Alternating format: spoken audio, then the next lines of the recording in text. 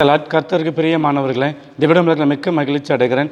தேவ மாசத்தை மேலான கிருபைக்காய் தேவனுக்கு நன்றி சொல்றோம். இதனால் வசனத்தை நம்மை பார்த்தோம் என்று சொன்னால் 2 கொரிந்தியர் 1:2 இயேசு கிறிஸ்துவினாலே உங்களுக்கு கிருபையும் சமாதானமும் உண்டாவதாக. இயேசு கிறிஸ்துவினாலே உங்களுக்கு சமாதானமும் கிருபை உண்டாவதாக. ஜீவனுள்ள தேவனாய் கர்த்தர் நமக்கு சமாதானம் தருகிறவர், கிருபையை தருகிற தேவனாய் கர்த்தர். நம்முடைய வாழ்க்கையில் என்னென்ன காரியங்களை நம்ம சமாதானம் இல்லாதபடி அங்கலாய்த்து வேதனைப்பட்டு துக்கத்தோடு இருக்கிறோமோ, அந்த இயேசு கிறிஸ்து உங்கள் குடும்பத்தில் உங்களுக்கு பரிபூர்ணமான சமாதானங்களை தந்தவருடைய கிருபையை தந்து உங்களை ஆசீர்வதிப்பாராக. ஜெபம்.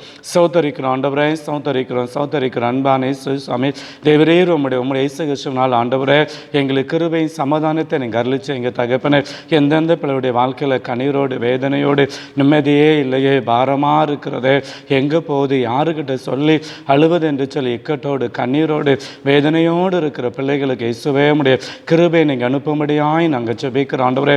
பலவீனத்தில் உம்முடைய கிருபை பவுலுக்கு பூரணமாய் விளங்குனது போல் ஆண்டவரே, பலவீனத்தோடு துக்கத்தோடு உம்முடைய கிருபை அனுப்புங்க.